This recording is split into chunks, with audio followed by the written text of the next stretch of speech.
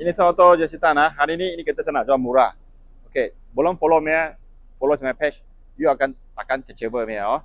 Saya kasih kereta semua harga berbaloi dengan kualiti terjaga Bukan kasih harga berbaloi tapi kualiti cantik itu saya tak ada post.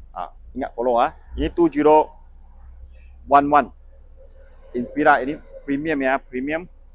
Ini cat original. You orang tengok cat original Tengok tayar dia masih tebal, bunga lagi Tengah cuci lah, sekarang tengah cuci. Satu round kasih orang tengok luar. Cat mungkin ada sikit salah sebab ini cat original. You orang kalau rasa nak cantik habis, ini cat punya duit saya boleh markup dalam loan Ini kita kalau you buat full loan lebih kurang 500 lebih aja kalau buat full loan. Itu cat punya duit you nak masuk, boleh masuk, tak ada masalah. Enjin tengah nak cuci tak. Ini original punya enjin. Abuk banyak sikit. Ini normal lah. Okay. Kasih tengok dalam. Ini original. Kalau premium dia ada ini. Nampak tak? Finishing. Ini panggil finishing. Dashboard. Dia cantik sikit.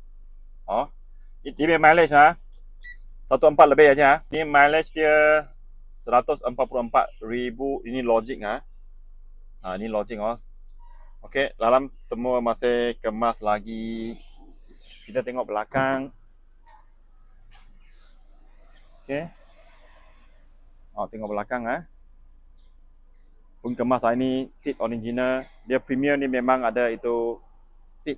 Siapa berminat ingat follow sampai page 19,800 2011 premium Inspira. Sekian, terima kasih. Jessitan, Iso Auto.